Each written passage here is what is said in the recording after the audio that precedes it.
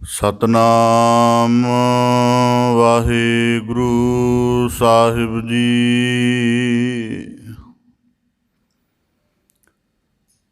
ਕਬੀਰ ਮਨ ਜਾਣੈ ਸਭ ਬਾਤ, ਜਾਨਤ ਹੀ ਔਗਨ ਕਰੈ। ਕਾਹੇ ਕੀ ਕੁਸਲਾਤ,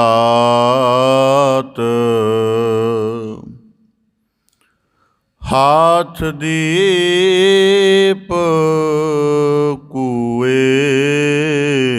ਭਰੈ। ਕਬੀਰ ਮਨ ਪੰਖੀ ਪਇਓ, ਉੱਡ ਉੱਡ ਦਹਦ ਸਜਾਏ। ਜੋ ਜੈਸੀ ਸੰਗਤ ਮਿਲੈ, ਸੋ ਤੈਸੋ ਫਲ ਖਾਏ।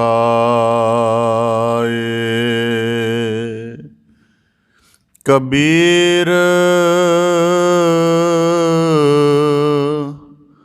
ਬਿਰਹੋ ਪਯੰਗਮ ਮਨ ਵਸੈ, ਮੰਤ ਨ ਮਾਨੈ ਕੋਇ। ਰਾਮ ਬਿਯੋਗੀ ਨਾ ਜੀਐ, ਜੀਐ ਤਬ ਔਰਾ ਹੋਇ।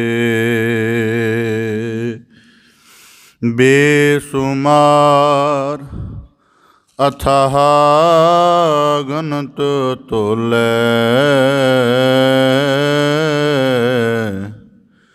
ਜੋ ਬੁਲਾਵੋ ਤਿਉ ਨਾਨਕ ਦਾਸ ਬੋਲੇ। ਸਤਨਾਮ ਵਾਹਿਗੁਰੂ ਸਾਹਿਬ ਜੀ। ਫਰੀਦਾ ਮਨ ਮੈਦਾਨ ਕਰ, ਟੋਏ ਟਿੱਬੇ ਲਾਹੇ। ਅੱਗੇ ਮੂਲ ਨ ਆਵਸੀ, ਦੋਜਕ ਸੰਧੀ ਪਾਹੇ। ਮਹੱਲਾ ਪੰਜਵਾ। ਫਰੀਦਾ ਖਾਲਕ ਖਲਕ ਮਹਿ, ਖਲਕ ਵਸੈ ਰਬ ਮਾਹਿ।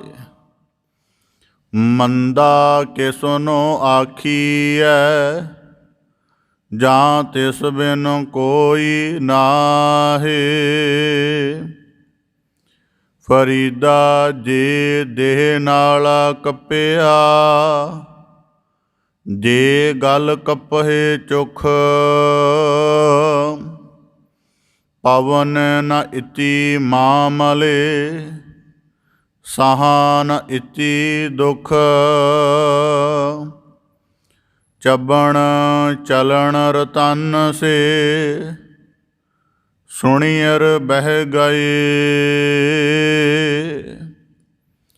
ਹੇੜੇ ਮੁਤੀ ਤਹਾ, ਸੇ ਜਾਨੀ ਚਲ ਗਏ। ਵਾਹਿਗੁਰੂ ਜੀ ਕਾ ਖਾਲਸਾ, ਵਾਹਿਗੁਰੂ ਜੀ ਕੀ ਫਤਿਹ। ਧੰਨ ਧੰਨ ਸਤਿਗੁਰੂ ਗੁਰੂ ਗਰੀਬ ਨਿਵਾਜ। ਕਿਰਪਾ ਨਿਧ ਦਇਆ ਨਿਧ ਕਰੁਣਾ ਨਿਧ ਗੁਣ ਨਿਧ ਸਤਿਗੁਰੂ ਸ੍ਰੀ ਗੁਰੂ ਗ੍ਰੰਥ ਸਾਹਿਬ ਜੀ ਦੀਨ ਦਇਆਲ ਪਾਤਸ਼ਾਹ। ਤਿਨਾਂ ਦੀ ਅਪਾਰ ਮਿਹਰਮਤ ਹੈ, ਅਥਾਹ ਬਖਸ਼ਿਸ਼ ਹੈ, ਜੋ ਆਪ ਸਭ ਗੁਰਸਿੱਖ ਸਤਸੰਗੀ ਜਨ ਸਤਿਗੁਰੂ ਕੀ ਪਾਵਨ ਪਵਿੱਤਰ ਮੁਬਾਰਕ ਚਰਨ ਸ਼ਰਨ ਹਜ਼ੂਰੀ ਦੇ ਅੰਤਰਗਤ ਸਤਸੰਗਤ ਰੂਪ ਵਿੱਚ ਜੁੜ ਬੈਠ ਕੇ ਸ਼ਬਦ ਦੇ ਕੀਰਤਨ ਅਤੇ ਵਿਚਾਰ ਅਭਿਆਸ ਦੇ ਨਾਲ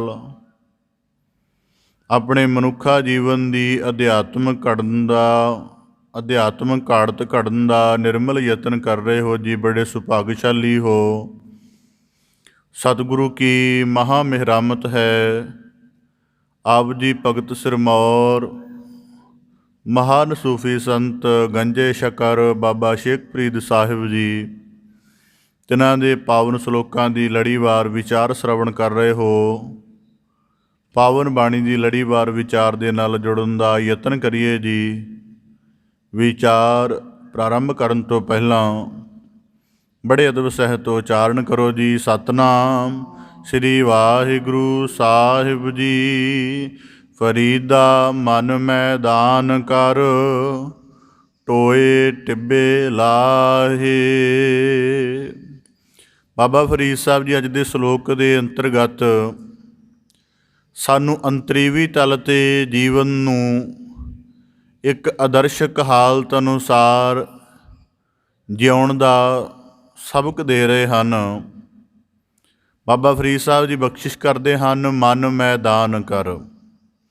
ਕੁਦਰਤੀ ਅਸੀਂ ਚਾਹੇ ਪੈਦਲ ਚੱਲੀਏ, ਚਾਹੇ ਆਪਣੇ ਵਹੀਕਲਪੁਰ ਚੱਲੀਏ, ਸਾਡੀ ਸਾਰਿਆਂ ਦੀ ਇਹ ਅਪੇਖਾ ਰਹਿੰਦੀ ਹੈ ਕਿ ਜਿਸ ਮਾਰਗ 'ਤੇ ਅਸੀਂ ਚੱਲਣਾ ਹੈ ਉਹ ਸਮਤਲ ਹੋਵੇ, ਪੱਧਰਾ ਹੋਵੇ, ਜਿਹੜਾ ਬਿਲਕੁਲ ਇਕਸਾਰ ਹੋਵੇ।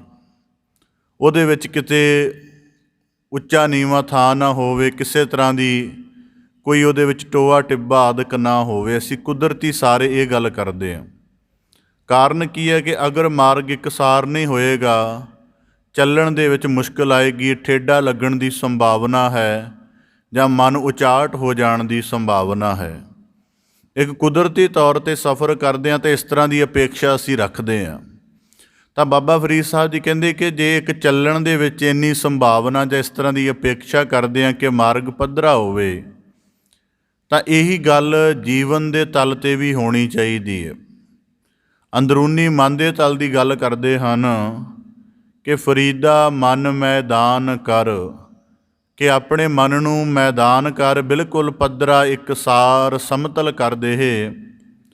ਟੋਏ ਟਿੱਬੇ ਲਾਹੇ, ਜਿਹੜੇ ਦੇ ਵਿੱਚ ਟੋਏ ਹਨ, ਟੋਏ ਦਾ ਭਾਵ ਜਿਹੜਾ ਜ਼ਮੀਨ ਦੀ ਸਤਹ ਤੋਂ ਹੇਠਾਂ ਵੱਲ ਨੂੰ ਹੋਵੇ, ਗਹਿਰਾ ਹੋਵੇ, ਉਹਨੂੰ ਟੋਆ ਕਿਹਾ ਜਾਂਦਾ ਹੈ। ਟਿੱਬਾ ਹੈ ਜਿਹੜਾ ਜ਼ਮੀਨ ਦੇ ਉੱਪਰ ਹੋਰ ਮਿੱਟੀ ਪੈ ਕੇ ਆਮ ਸਤਹ ਤੋਂ ਉੱਚਾ ਹੋਵੇ। ਬਾਬਾ ਫਰੀਦ ਸਾਹਿਬ ਜੀ ਕਹਿੰਦੇ ਜਿਹੜੇ ਟੋਏ ਬਣੇ ਹੋਏ ਹਨ ਮਨ ਦੇ ਤਲ 'ਤੇ, ਟਿੱਬੇ ਬਣੇ ਹੋਏ ਹਨ, ਉਹਨਾਂ ਨੂੰ ਦੂਰ ਕਰ ਦੇ। ਇਹਦੇ ਨਾਲ ਭਾਵ ਕੀ ਹੋਏਗਾ, ਵੱਡਾ ਮਹੱਤਵ ਕੀ ਹੋਏਗਾ, ਅੱਗੇ ਮੂਲ ਨ ਆਵਸੀ ਦੋਜਖ ਸੰਧੀ ਪਾਹੇ। ਤੇ ਜਿਹੜੀ ਦੋਜਖ ਭਾਵ ਨਰਕਾਂ ਦੇ ਵਿੱਚ ਪੈਣ ਵਾਲੀ ਅੱਗ ਹੈ, ਜਾਂ ਜਿਸ ਦੋਜਖਾਂ ਦੀ ਅੱਗ ਦੇ ਨਾਲ ਬੰਦਾ ਸੜਦਾ ਹੈ, ਉਹ ਤੇਰੇ ਨੇੜੇ ਜਰਾ ਜਿੰਨੀ ਵੀ ਨਹੀਂ ਆਵੇਗੀ। ਹੁਣ ਬਾਬਾ ਫਰੀਦ ਸਾਹਿਬ ਜੀ ਇਸ ਤਰ੍ਹਾਂ ਬਖਸ਼ਿਸ਼ ਕਰਦੇ ਹਨ। ਸ਼ਲੋਕ ਦੇ ਭਾਵ ਨੂੰ ਸ਼ਬਦ ਵਿਚਾਰ ਦੇ ਨੁਕਤੇ ਤੋਂ ਵਿਚਾਰਨ ਦਾ, ਸਮਝਣ ਦਾ ਗੁਰੂ ਕਿਰਪਾ ਸਦਕਾ ਯਤਨ ਕਰੀਏ। ਬਾਬਾ ਫਰੀਦ ਸਾਹਿਬ ਜੀ ਨੇ ਬਖਸ਼ਿਸ਼ ਕੀਤੀ, ਮਨ ਮੈਦਾਨ ਕਰ। ਹੁਣ ਮਨ ਮੈਦਾਨ ਦਾ ਭਾਵ ਬਾਅਦ ਦੇ ਵਿੱਚ ਅਰਜ ਹੋਏਗਾ। ਹੁਣ ਮੈਦਾਨ ਤਾਂ ਉਹੀ ਚੀਜ਼ ਕਰੇਗਾ ਨਾ ਜਿਹੜੀ ਜਾਂ ਤਾਂ ਟੋਇਆਂ ਭਰੀ ਹੈ ਜਾਂ ਟਿੱਬਿਆਂ ਭਰੀ ਹੈ। ਤਾਂ ਹੁਣ ਮਨੁੱਖ ਜਾਣਨਾ ਚਾਹੇਗਾ ਕਿ ਟੋਏ ਟਿੱਬਿਆਂ ਦਾ ਰੂਪ ਕੀ ਹੈ, ਉਹ ਜੀਵਨ ਦੇ ਵਿੱਚ ਬਣਦੇ ਕਿਵੇਂ ਹਨ, ਅਤੇ ਫਿਰ ਉਹਨਾਂ ਨੂੰ ਮੈਦਾਨ ਕਰਨ ਦਾ ਢੰਗ ਹੀ ਹੈ। ਪਰ ਪਹਿਲਾ ਸ਼ਲੋਕ ਦਾ ਵਿਸ਼ਾ ਬਣਦਾ ਹੈ ਕਿ ਟੋਏ ਟਿੱਬਿਆਂ ਦੀ ਹਾਲਤ ਬਾਰੇ ਬੰਦਾ ਜਾਣੂ ਹੋਵੇ। ਕੁਦਰਤੀ ਮਨੁੱਖ ਦੇ ਜਨਮ ਤੋਂ ਗੱਲ ਸ਼ੁਰੂ ਕਰਦੇ।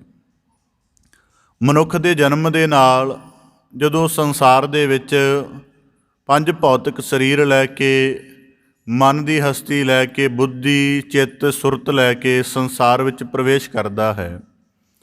ਬਚਪਨ ਦੇ ਵਿੱਚ ਸਮਾਂ ਬਤੀਤ ਹੁੰਦਾ ਜਾਂਦਾ, ਜਿਉਂ-ਜਿਉਂ ਉਹਦੀ ਚੇਤਨਤਾ ਵਿਕਸਿਤ ਹੁੰਦੀ ਹੈ, ਉਵੇਂ-ਉਵੇਂ ਉਹਦੇ ਅੰਦਰ ਦਾ ਜਿਹੜਾ ਮੈਦਾਨ ਹੈ, ਜਿਹੜਾ ਪਹਿਲਾਂ ਇਕਸਾਰ ਹੁੰਦਾ ਹੈ, ਸਮਤਲ ਹੁੰਦਾ ਹੈ, ਉਹ ਹੌਲੀ-ਹੌਲੀ ਟੋਇਆਂ ਟਿੱਬਿਆਂ ਦੇ ਨਾਲ ਭਰਨਾ ਸ਼ੁਰੂ ਹੋ ਜਾਂਦਾ। ਕਿਵੇਂ? ਉਹਦੀ ਪਹਿਲੀ ਦ੍ਰਿਸ਼ਟੀ ਇਹ ਹੈ ਕਿ ਮਨੁੱਖ ਸਭ ਤੋਂ ਪਹਿਲਾਂ ਮਨੁੱਖਾਂ ਨੂੰ ਹੀ, ਮਾਨਵ ਜਾਤੀ ਨੂੰ ਹੀ ਵਰਗਾਂ ਦੇ ਵਿੱਚ ਦੇਖਣ ਲੱਗ ਪੈਂਦਾ ਹੈ। ਆਪਣੇ ਪਰਾਏ ਦਾ ਵਰਗ ਬਣਾਉਂਦਾ ਹੈ, ਊਚ ਨੀਚ ਦਾ ਵਰਗ ਬਣਾਉਂਦਾ ਹੈ, ਅਮੀਰ ਗਰੀਬ ਦਾ ਵਰਗ ਬਣਾਉਂਦਾ ਹੈ, ਚੰਗੇ ਮੰਦੇ ਦਾ ਵਰਗ ਬਣਾਉਂਦਾ ਹੈ। ਹਰੇਕ ਚੀਜ਼ ਨੂੰ ਦੋ ਦੋ ਹਿੱਸਿਆਂ ਦੇ ਵਿੱਚ ਜਿਹੜਾ ਊਚ ਨੀਚ ਆਦਿਕ ਜਿਨ੍ਹਾਂ ਵਰਗਾਂ ਦੇ ਵਿੱਚ ਵੰਡ ਕੇ ਦੇਖਣ ਲੱਗ ਪੈਂਦਾ ਹੈ। ਅਤੇ ਸਭ ਤੋਂ ਪਹਿਲਾਂ ਉਹਦੇ ਜੀਵਨ 'ਚ ਟੋਆ ਬਣਦਾ ਹੈ ਕਿ ਉਹ ਇਸੇ ਖਲਕਤ ਜਿਹੜੀ ਮਾਲਕ ਨੇ ਸਾਜੀ ਹੈ ਉਹਦੇ ਵਿੱਚੋਂ ਉਹਦੇ ਸਰੂਪ ਨੂੰ ਦੇਖ ਕੇ ਹੀ ਅਭਿਆਸ ਨਹੀਂ ਕਰ ਸਕਦਾ। ਇਸ ਕਰਕੇ ਮਨੁੱਖ ਦੀ ਜ਼ਿੰਦਗੀ 'ਚ ਪਹਿਲਾ ਟੋਆ ਪੈਦਾ ਹੁੰਦਾ ਹੈ ਕਿ ਜਦੋਂ ਉਹ ਮਾਲਕ ਦੀ ਖਲਕਤ ਦੇ ਵਿੱਚੋਂ ਉਹਨੂੰ ਹੀ ਪਛਾਣਨ ਤੋਂ ਜਾਂ ਉਹਦੀ ਜੋਤ ਸਰੂਪ ਨੂੰ ਦੇਖਣ ਤੋਂ ਇਨਕਾਰੀ ਹੋ ਜਾਂਦਾ ਜਾਂ ਅਗਿਆਨੀ ਹੋ ਜਾਂਦਾ ਜਾਂ ਉਹਦੇ ਬਾਰੇ ਬੇਸਮਝ ਹੋ ਜਾਂਦਾ। ਹੁਣ ਕੁਦਰਤੀ ਜਦੋਂ ਖਲਕਤ ਦੇ ਅੰਦਰੋਂ ਖਾਲਕ ਨੂੰ ਪਹਿਚਾਨਣਾ ਛੱਡ ਦਿੱਤਾ ਹੈ ਤਾਂ ਫਿਰ ਉਹਨਾਂ ਦੇ ਨਾਲ ਪਹਿਲਾਂ ਦਵੈਤ ਪੈਦਾ ਹੋਇਆ। ਦਵੈਤ ਦਾ ਮਤਲਬ ਕਿ ਇਹ ਮਾਲਕ ਤੋਂ ਪੈਦਾ ਹੋਏ ਹਨ ਪਰ ਮੈਂ ਨਹੀਂ ਮੰਨਦਾ ਜਾਂ ਮੈਂ ਇਹਨਾਂ ਦੇ ਅੰਦਰੋਂ ਰੱਬੀ ਜੋਤ ਨਹੀਂ ਦੇਖਦਾ। ਦਵੈਤ ਪੈਦਾ ਹੋਇਆ ਅਤੇ ਇਕੱਲਾ ਦਵੈਤ ਇੱਥੇ ਨਹੀਂ ਰੁਕਦਾ ਕਿ ਮੈਂ ਕਿਸੇ ਦੇ ਅੰਦਰ ਰੱਬ ਦੀ ਜੋਤ ਨਹੀਂ ਮੰਨਦਾ। ਇਹ ਦਵੈਸ਼ 'ਚ ਵੀ ਤਬਦੀਲ ਹੋ ਜਾਂਦਾ ਹੈ। ਕੁਦਰਤੀ ਹੁੰਦਾ ਹੈ, ਲਗਭਗ 99% ਤਬਦੀਲ ਹੋ ਜਾਂਦਾ ਹੈ। ਆਪਣਾ ਪਰਾਇਆ ਦਾ ਵਰਗ ਬਣਿਆ ਦਵੈਤ ਕਰਕੇ। ਹੁਣ ਆਪਣਾ ਔਗਣਾ ਕਰਕੇ ਵੀ ਚੰਗਾ ਲੱਗਦਾ ਹੈ, ਪਰਾਇਆ ਗੁਣਾ ਕਰਕੇ ਵੀ ਚੰਗਾ ਨਹੀਂ ਲੱਗਦਾ। ਆਪਣਾ ਪਰਾਇਆ ਕਰਕੇ ਹੁਣ ਆਪਣੇ ਅੰਦਰ ਜਿਹੜੀ ਹੈ ਆਪਣੇ ਹੋਣ ਦਾ ਗੁਮਾਨ ਹੈ, ਆਪਣੇ ਸ਼੍ਰੇਸ਼ਟ ਹੋਣ ਦਾ ਦਵੈਤ ਹੈ। ਦੂਜੇ ਦੇ ਕਾਰਨ ਕਰਕੇ ਆਪਣਾ ਆਪ ਉੱਚਾ ਨਜ਼ਰ ਆਉਂਦਾ ਹੈ, ਸ਼੍ਰੇਸ਼ਟ ਨਜ਼ਰ ਆਉਂਦਾ ਹੈ, ਦੂਜਾ ਨੀਚ ਨਜ਼ਰ ਆਉਂਦਾ ਹੈ। ਇਸ ਕਰਕੇ ਬਾਬਾ ਫਰੀਦ ਸਾਹਿਬ ਜੀ ਕਹਿੰਦੇ ਪਹਿਲਾ ਟੋਆ, ਹੁਣ ਟੋਆ ਕੁਦਰਤੀ ਅਸੀਂ ਚੱਲੇ ਜਾ ਰਹੀਏ ਹੋਈਏ, ਸਾਡੇ ਧਿਆਨ ਦੇ ਵਿੱਚ ਨਾ ਹੋਵੇ ਕਿ ਮਾਰਗ ਦੇ ਵਿੱਚ ਟੋਆ ਹੈ, ਅਚਾਨਕ ਸਾਡੇ ਕਦਮਾਂ ਦਾ ਸੰਤੁਲਨ ਵਿਗੜੇਗਾ ਅਤੇ ਅਸੀਂ ਡਿੱਗ ਪਵਾਂਗੇ ਜਾਂ ਹੋ ਸਕਦਾ ਡਿੱਗਣ ਦੀ ਹਾਲਤ ਤੱਕ ਚਲੇ ਜਾਈਏ।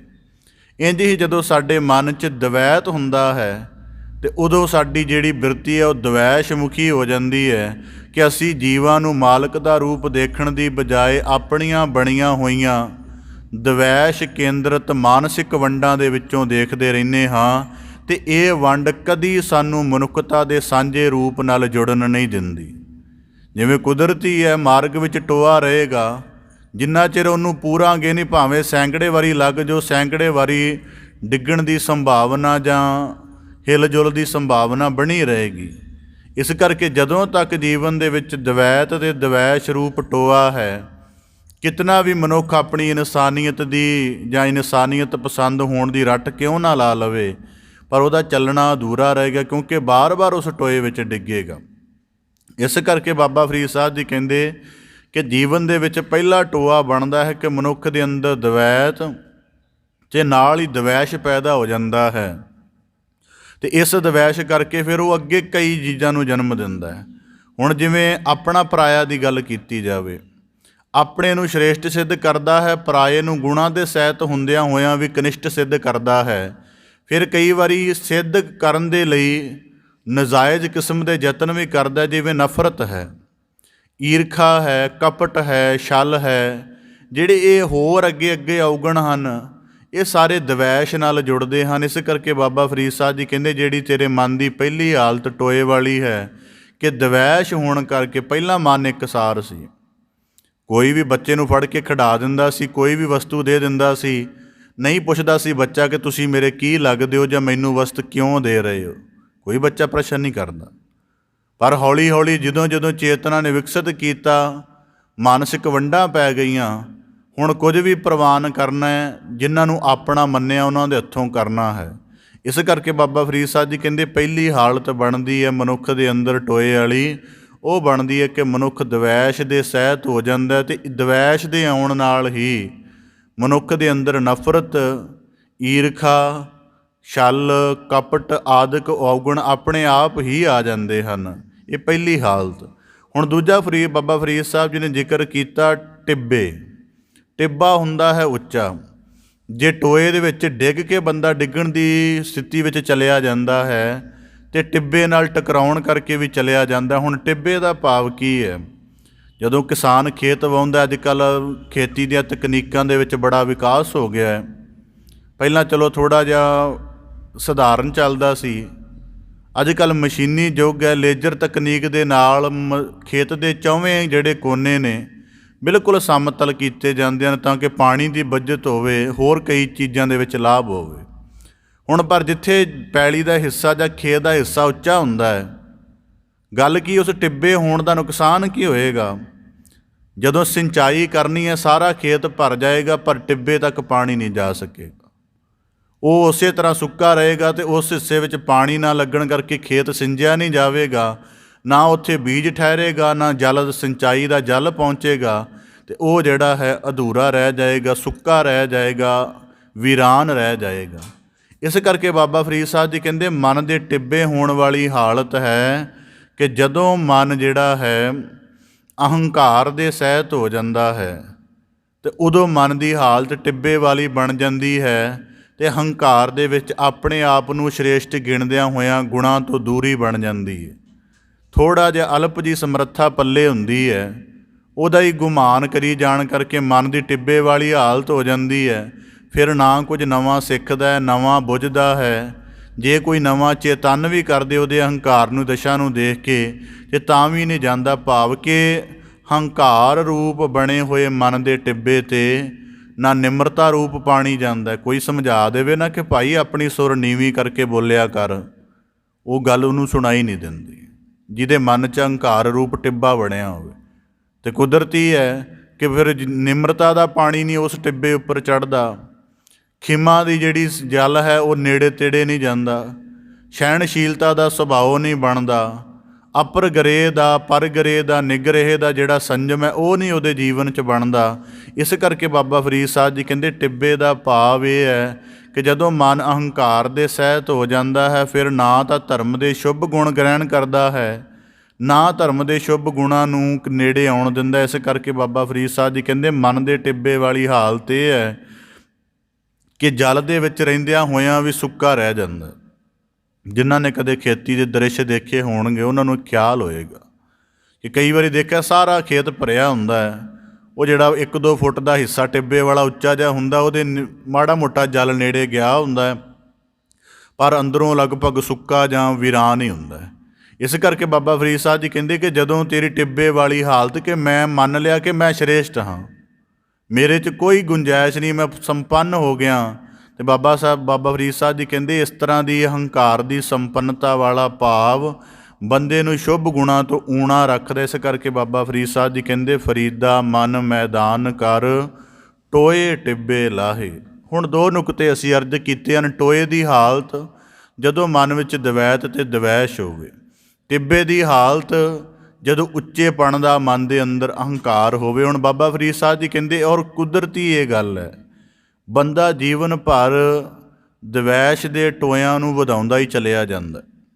ਕਿਸ ਨੁਕਤੇ ਤੋਂ ਦਵੈਸ਼ ਖੜਾ ਕਰਦਾ ਹੈ ਵੀ ਆਪ ਦੇ ਸਨਮੁਖ ਰੱਖਦੇ ਹਾਂ। ਸਭ ਤੋਂ ਪਹਿਲਾਂ ਰੂਪ ਦੇ ਤਲ 'ਤੇ ਬੰਦਾ ਦਵੈਸ਼ ਪੈਦਾ ਕਰਦਾ ਹੈ।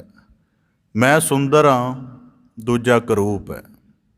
ਹੁਣ ਕੁਦਰਤੀ ਹੈ ਜੀਵਨ ਦੇ ਵਿੱਚ ਅਸੀਂ ਆਮ ਵਸਤਰ ਪਹਿਨਦੇ ਹਾਂ ਨਾ, ਕਦੇ ਦੇਖ ਲੈਣਾ ਹਰੇਕ ਬੰਦੇ ਦਾ ਮਨੋਵਿਗਿਆਨ ਇੱਕੋ ਜਿਹਾ ਹੀ ਹੈ, ਥੋੜ੍ਹਾ ਬਹੁਤਾ ਫਰਕ ਹੋ ਸਕਦਾ, ਲਗਭਗ ਇੱਕੋ ਜਿਹਾ ਹੈ। ਚਾਹੇ ਬੱਚਾ ਹੈ, ਚਾਹੇ ਨੌਜਵਾਨ ਹੈ, ਚਾਹੇ ਬਜ਼ੁਰਗ ਹੈ, ਇੱਕੋ ਰੰਗ ਦੇ ਵਸਤਰ ਪਹਿਨਣ ਨੂੰ ਤਰਜੀਹ ਨਹੀਂ ਦੇਵੇਗਾ। ਉਹ ਕਹੇਗਾ ਅਤੇ 2-3 ਰੰਗ ਵਸਤਰਾਂ ਦੇ ਵਿੱਚ ਹੋਣੇ ਚਾਹੀਦੇ ਨੇ, ਘੱਟੋ ਘੱਟ 2 ਤਾਂ ਹੋਣੇ ਚਾਹੀਦੇ ਨੇ। ਹੁਣ ਮਾਲਕ ਨੇ ਇਤਨੀ ਸੁੰਦਰ ਕੁਦਰਤ ਸਾਜੀ ਹੈ, ਇਹ ਰੰਗਾਂ ਦੀ ਵਿਭਿੰਨਤਾ ਕਰਕੇ ਹੀ ਹੈ। ਜੇ ਇੱਕੋ ਰੰਗ ਦਾ ਹੀ ਸਾਰੇ ਪਾਸੇ ਜ਼ਿਕਰ ਹੋਵੇ ਤਾਂ ਕੁਦਰਤ ਨੂੰ ਦੇਖ ਕੇ ਕਿਹੜਾ ਆਕਰਸ਼ਿਤ ਹੋਵੇ। ਪਰ ਬੰਦਾ ਪਹਿਲੇ ਤਲ 'ਤੇ ਆਪਣਾ ਦਵੈਸ਼ ਸਾਜਦਾ ਹੈ ਕਿ ਮੈਂ ਸੁੰਦਰ ਹਾਂ, ਇਹ ਕਰੂਪ ਹੈ, ਮੈਂ ਜ਼ਿਆਦਾ ਸੁੰਦਰ ਹਾਂ, ਇਹ ਘੱਟ ਸੁੰਦਰ ਹੈ। ਦਵੈਸ਼ ਪਹਿਲੇ ਰੂਪ ਦੇ ਪੱਧਰ 'ਤੇ, ਫਿਰ ਅੱਗੇ ਜਾ ਕੇ ਦਵੈਸ਼ ਸਾਜਦਾ ਹੈ ਧਨ ਪਦਾਰਥ ਦੇ ਪੱਧਰ 'ਤੇ, ਮੈਂ ਅਮੀਰ ਹਾਂ, ਇਹ ਗਰੀਬ ਹੈ। ਫਿਰ ਬੰਦਾ ਦਵੈਸ਼ ਸਾਜਦਾ ਜਾਤੀ ਤਲ 'ਤੇ, ਮੈਂ ਸ਼੍ਰੇਸ਼ਟ ਕੁੱਲ ਵਿੱਚੋਂ ਹਾਂ, ਇਹ ਸ਼ੂਦਰ ਕਨਿਸ਼ਟ ਕੁੱਲ ਵਿੱਚੋਂ ਹੈ, ਨਿਮਨ ਕੁੱਲ ਵਿੱਚੋਂ ਹੈ। ਫਿਰ ਅੱਗੇ ਜਾ ਕੇ ਦਵੈਤ ਸਾਜਦਾ ਹੈ ਧਰਮ ਦੇ ਤੌਰ 'ਤੇ, ਭਾਸ਼ਾ ਦੇ ਤੌਰ 'ਤੇ, ਖੇਤਰੀ ਤੌਰ 'ਤੇ। ਅਨੇਕਾਂ ਤਰ੍ਹਾਂ ਦੇ ਦਵੈਸ਼ ਸਾਜ ਕੇ ਬੰਦਾ ਇਹਦੇ ਵਿੱਚ ਜਿਉਣ ਨੂੰ ਆਪਣਾ ਜੀਵਨ ਮੰਨਦਾ ਹੈ।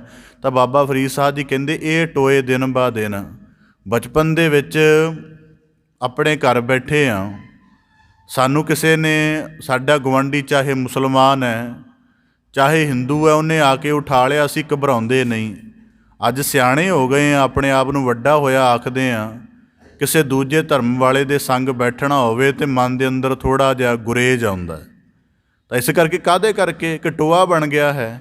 ਤਾਂ ਬਾਬਾ ਫਰੀਦ ਸਾਹਿਬ ਜੀ ਕਹਿੰਦੇ ਇਹ ਟੋਇਆਂ ਨੂੰ ਜ਼ਿੰਦਗੀ ਭਰ ਬੰਦਾ ਵਧਾਉਂਦਾ ਹੀ ਚਲਿਆ ਜਾਂਦਾ ਹੈ, ਫਿਰ ਹੋਰ ਬਰੀਕ ਸਿਲਸਿਲੇ ਵਿੱਚ ਪੈ ਜਾਂਦਾ ਹੈ।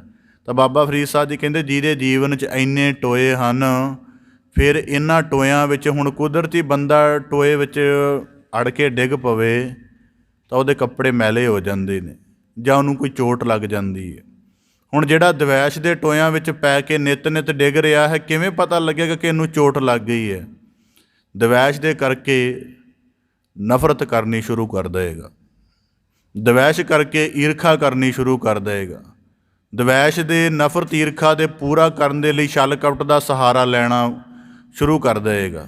ਇਸ ਕਰਕੇ ਬਾਬਾ ਫਰੀਦ ਸਾਹਿਬ ਜੀ ਕਹਿੰਦੇ ਸਾਰੀ ਜ਼ਿੰਦਗੀ ਇਹ ਜਿਹੜੇ ਟੋਏ ਹਨ ਜ਼ਿੰਦਗੀ ਵਿੱਚ ਠੇਡੇ ਲੱਗਣ 'ਤੇ ਮਜਬੂਰ ਕਰਦੇ ਹਨ ਅਤੇ ਬਾਰ-ਬਾਰ ਬੰਦਾ ਆਪਣੇ ਮਨ ਦੀ ਨਿਰਮਲ ਹਾਲਤ ਤੋਂ ਡਿੱਗ ਕੇ ਦੁਖੀ ਹੁੰਦਾ ਰਹਿੰਦਾ। ਇਸ ਕਰਕੇ ਬਾਬਾ ਫਰੀਦ ਸਾਹਿਬ ਜੀ ਕਹਿੰਦੇ ਟੋਏ ਦੂਰ ਕਰਦੇ। ਹੁਣ ਕੁਦਰਤੀ ਬਣਾਏ ਆਪ ਨੇ, ਹੁਣ ਮਨੁੱਖ ਜਾਣਨਾ ਚਾਹੇਗਾ ਕਿ ਇਹ ਤਾਂ ਦੋ ਹਾਲਤਾਂ ਸਾਨੂੰ ਮਾਲੂਮ ਹੋ ਗਈਆਂ ਕਿ ਟੋਏ ਦਾ ਮਤਲਬ ਮਨ ਦੇ ਅੰਦਰ ਦਵੈਸ਼ ਹੋਣਾ ਅਤੇ ਟਿੱਬਿਆਂ ਦਾ ਮਤਲਬ ਮਨ ਦੇ ਅੰਦਰ ਅਹੰਕਾਰ ਹੋਣਾ, ਪਰ ਇਹ ਸਾਡੇ ਆਪਣੇ ਨਿਰਮਿਤ ਕੀਤੇ ਹੋਏ ਹਨ। ਨਿਰਮਿਤ ਦਾ ਮਤਲਬ ਅਸੀਂ ਖੁਦ ਪੈਦਾ ਕੀਤੇ ਹਨ, ਕਿਉਂਕਿ ਮਾਲਕ ਨੇ ਮਨ ਦਾ ਸਰੂਪ ਤਾਂ ਸਾਨੂੰ ਬ੍ਰਹਮ ਵਰਗਾ ਦੇ ਕੇ ਭੇਜਿਆ ਸੀ।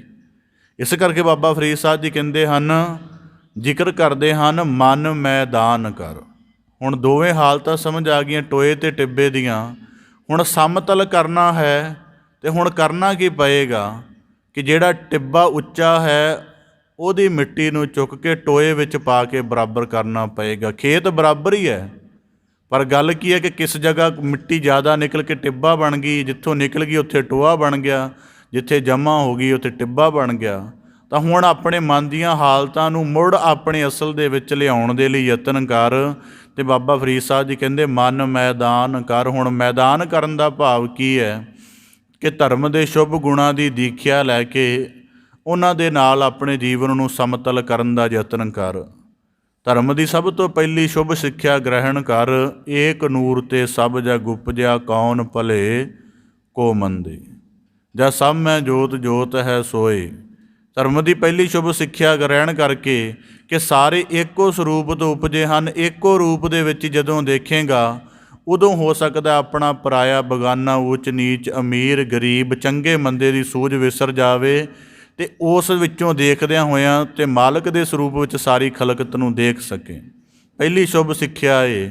ਦੂਜੀ ਸ਼ੁਭ ਸਿੱਖਿਆ ਇਹ ਹੈ ਕਿ ਸਾਰਿਆਂ ਦੇ ਵਿੱਚ ਆਤਮ ਸਰੂਪ ਨੂੰ ਪਛਾਣਦਿਆਂ ਹੋਇਆਂ ਇਸ ਭਾਵ ਨੂੰ ਮਨ ਅੰਦਰ ਯਾਦ ਰੱਖੇ, ਸਭੇ ਸਾਂਝੀ ਵਾਲ ਸਦਾਇਨ ਤੂੰ ਕਿਸੈ ਨ ਦਿਸੈ ਬਾਹਰਾ ਜੀਉ। ਇਸ ਪ੍ਰਤੀਤ ਨੂੰ ਮਨ ਦੇ ਅੰਦਰ ਯਾਦ ਰੱਖੇ।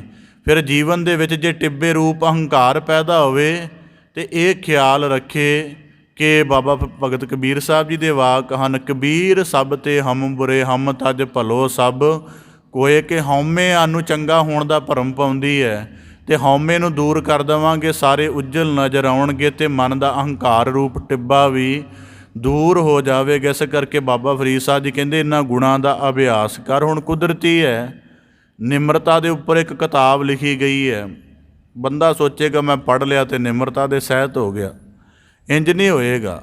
ਆਪਣੇ ਜੀਵਨ ਦੇ ਆਚਰਣ ਨੂੰ, ਵਿਵਹਾਰ ਨੂੰ ਰੋਜ਼ਾਨਾ ਸਤ ਸੰਗਤ ਵਿੱਚ ਲਿਆ ਕੇ ਸਤ ਸੰਗਤ ਦੇ ਗਿਆਨਮਈ ਸਬਕ ਦੇ ਨਾਲ ਵਾਚਣਾ ਪਏਗਾ, ਤਾਂ ਕਿ ਉਹਨੂੰ ਸਮਝ ਆਵੇ ਕਿ ਮੇਰੇ ਜੀਵਨ ਦੀਆਂ ਕਿਹੜੀਆਂ ਹਾਲਾਤਾਂ ਵਿੱਚੋਂ ਦਵੈਸ਼ ਪੈਦਾ ਹੁੰਦਾ ਹੈ, ਮੇਰੇ ਜੀਵਨ ਦੀਆਂ ਕਿਹੜੀਆਂ ਹਾਲਾਤਾਂ ਵਿੱਚੋਂ, ਕਿਹੜੀਆਂ ਕਰਨੀਆਂ ਵਿੱਚੋਂ ਅਹੰਕਾਰ ਝਲਕਦਾ ਹੈ। ਜਦੋਂ ਇਹਦੀ ਪਛਾਣ ਬੰਦਾ ਕਰੇਗਾ ਤਾਂ ਕੁਦਰਤੀ ਬਾਬਾ ਫਰੀਦ ਸਾਹਿਬ ਜੀ ਕਹਿੰਦੇ ਫਿਰ ਉਹ ਮਨ ਮੈਦਾਨ ਕਰਨ ਦੀ ਤਰਫ ਚੱਲ ਸਕੇਗਾ।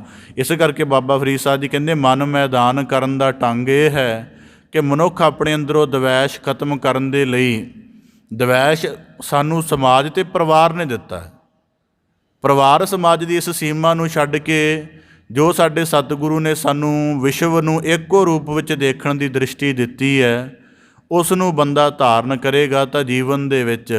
ਇਸ ਕਰਕੇ ਅੱਜ ਜਿਹੜਾ ਸਿੱਖ ਸਮਾਜ ਵੀ ਆਪਣੇ ਵਿਰੋਧੀਆਂ ਦੀ, ਪ੍ਰਤੀਦਵੰਦੀਆਂ ਦੀ ਗਿਣਤੀ ਕਰਕੇ ਭੈਦਾਇਕ ਮਾਹੌਲ ਵਿੱਚ ਜੀ ਰਿਹਾ ਹੈ, ਇਹਦਾ ਕਾਰਨ ਹੀ ਹੈ ਕਿ ਆਪਣੇ ਵਿਸ਼ਵ ਸਰੂਪ ਨੂੰ ਭੁੱਲ ਗਏ ਹਨ।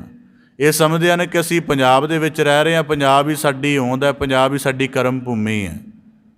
ਇਹਨਾਂ ਨੂੰ ਨਹੀਂ ਪਤਾ ਕਿ ਗੁਰਬਾਣੀ ਦੇ ਆਸ਼ੇ ਅਨੁਸਾਰ ਕਿੱਥੇ ਨਿਵਾਸ ਕਰਦੇ ਨੇ ਬਾਬਾ ਫਰੀਦ ਸਾਹਿਬ ਜੀ? ਪਾਕਪਟਨ ਵਿਖੇ। ਉੱਥੋਂ ਦੀ ਸੁਰ ਸਾਡੀ ਬਾਣੀ ਦੇ ਵਿੱਚ ਆ ਕੇ ਸਮਾਵੇਸ਼ ਹੋਈ ਪਈ ਹੈ ਅਤੇ ਸਾਡਾ ਕਿੰਨਾ ਜ਼ਿਆਦਾ ਸਹਿਜ ਸੰਤੁਲਨ ਭਰਾਤਰੀ ਭਾਵ ਗੁਰੂ ਸਾਹਿਬਾਨਾਂ ਨੇ ਬਣਾਇਆ ਹੈ। ਪਰ ਇਹ ਅੱਜ ਭਾਸ਼ਾ ਵੀ ਛੱਡ ਰਹੇ ਨੇ, ਨਾ ਜੀ ਭਾਸ਼ਾ ਵੀ ਨਹੀਂ ਸਿੱਖਣੀ, ਦੂਜੇ ਮਜ਼ਹਬ ਦੇ ਨਾਲ ਗੱਲ ਵੀ ਨਹੀਂ ਕਰਨੀ, ਦੂਜੇ ਪ੍ਰਦੇਸ਼ ਦੇ ਨਾਲ ਆਪਣੀ ਜਿਹੜੀ ਗਿਆਨਾਤਮਕ ਸਾਂਝ ਵੀ ਨਹੀਂ ਪਾਉਣੀ, ਦੂਜੀਆਂ ਪਰੰਪਰਾਵਾਂ ਦੇ ਨਾਲ ਜੁੜ ਕੇ ਵੀ ਨਹੀਂ ਬੈਠਣਾ। ਅਤੇ ਜਦੋਂ ਇੰਨਾ ਕੁਝ ਬੰਦਾ ਨਾ ਕਰੂਗਾ ਉਦੋਂ ਦੇ ਮਨ ਅੰਦਰ ਭੈ ਪੈਦਾ ਹੋਏਗਾ ਹੀ ਹੋਏਗਾ। ਇਸ ਕਰਕੇ ਬਾਬਾ ਫਰੀਦ ਸਾਹਿਬ ਜੀ ਕਹਿੰਦੇ ਆਪਣੇ ਜੀਵਨ 'ਚੋਂ ਦਵੈਸ਼ ਖਤਮ ਕਰੋ, ਅਤੇ ਦਵੈਸ਼ ਖਤਮ ਕਰਨ ਦੇ ਲਈ ਸਾਰਿਆਂ ਨੂੰ ਇੱਕੋ ਰੂਪ 'ਚ ਦੇਖਣਾ ਪਏਗਾ, ਇੱਕੋ ਰੂਪ ਨਾਲ ਵਿਵਹਾਰ ਕਰਨਾ ਪਏਗਾ। ਫਿਰ ਹੌਲੀ ਹੌਲੀ ਜੀਵਨ ਦੇ ਵਿੱਚੋਂ ਦਵੈਸ਼ ਘਟੇਗਾ ਤਾਂ ਬਾਬਾ ਫਰੀਦ ਸਾਹਿਬ ਜੀ ਕਹਿੰਦੇ ਟੋਏ ਦੂਰ ਹੁੰਦੇ ਜਾਣਗੇ। ਜਦੋਂ ਸਾਰਿਆਂ ਦੇ ਅੰਦਰ ਗਿਆਨ ਦੇ ਸਹਿਤ ਕਰਮ ਹੋ ਜਾਣਗੇ, ਟਿੱਬੇ ਦਾ ਭਾਵ ਹੈ ਕਿ ਜਦੋਂ ਸਾਧ ਸੰਗਤ ਵਿੱਚ ਜਾ ਕੇ ਬੈਠ ਗਿਆ ਅਤੇ ਆਪਣੇ ਆਪ ਦੀ ਪਛਾਣ ਕਰਨ ਦਾ ਯਤਨ ਕੀਤਾ ਤਾਂ ਪਤਾ ਲੱਗ ਜਾਏਗਾ ਕਿ ਜੀਵਨ ਕਿਹੜੇ ਪੱਖਾਂ ਕਰਕੇ ਅਹੰਕਾਰ ਦੇ ਸਹਿਤ ਚੱਲ ਰਿਹਾ। ਤਾਂ ਬਾਬਾ ਫਰੀਦ ਸਾਹਿਬ ਜੀ ਕਹਿੰਦੇ ਫਿਰ ਉਹ ਦੂਰ ਹੋਣਗੇ। ਅੱਗੇ ਮੂਲ ਨਾ ਆਵਸੀ, ਇੰਝ ਕਰਨ ਦੇ ਨਾਲ, ਕਿਉਂਕਿ ਦਵੈਸ਼ ਦੇ ਵਿੱਚ ਵੀ ਬੰਦਾ ਮੰਦ ਕਰਮ ਕਰਦਾ ਹੈ ਅਤੇ ਦਵੈਤ ਦੇ ਵਿੱਚ ਅਤੇ ਜਦੋਂ ਅਹੰਕਾਰ ਸਹਿਤ ਹੁੰਦਾ ਉਦੋਂ ਵੀ ਮੰਦ ਕਰਮ ਕਰਦਾ। ਅਤੇ ਜਦੋਂ ਮੰਦ ਕਰਮਾਂ ਦਾ ਫਲ ਫਿਰ ਦੋਜ਼ਖ ਹੁੰਦਾ ਹੈ। ਅਤੇ ਬਾਬਾ ਫਰੀਦ ਸਾਹਿਬ ਜੀ ਕਹਿੰਦੇ ਜੇ ਮਨ ਮੈਦਾਨ ਕਰ ਲਵੇਂਗਾ ਫਿਰ ਜਿਹੜੀ ਦੋਜ਼ਖਾਂ ਦੀ ਅੱਗ ਹੈ ਉਹ ਜਰਾ ਜਿੰਨਾ ਵੀ ਤੇਰੇ ਨਿਕਟ ਨਹੀਂ ਆ ਸਕੇਗੀ। ਮਹੱਲਾ ਪੰਜਵਾਂ। ਗੁਰੂ ਅਰਜਨ ਦੇਵ ਸਾਹਿਬ ਜੀ ਇਸੇ ਸ਼ਲੋਕ ਦੇ ਭਾਵ ਨੂੰ ਇੱਕ ਨਵੀਂ ਦ੍ਰਿਸ਼ਟੀ ਦੇ ਨਾਲ ਵਿਸਥਾਰ ਦਿੰਦੇ ਹਨ। ਫਰੀਦਾ ਖਾਲਕ ਖਲਕ ਮੈਂ, ਖਲਕ ਵਸੈ ਰੱਬ ਮਾਹੇ। ਹੁਣ ਬਾਬਾ ਫਰੀਦ ਸਾਹਿਬ ਜੀ ਨੇ ਜ਼ਿਕਰ ਕੀਤਾ ਮਨ ਮੈਦਾਨ ਕਰ। ਹੁਣ ਇਹ ਜਿਹੜੀ ਜੁਗਤੀ ਸੀ ਬਾਬਾ ਫਰੀਦ ਸਾਹਿਬ ਜੀ ਨੇ ਅੰਕਿਤ ਤਾਂ ਕਰ ਦਿੱਤੀ।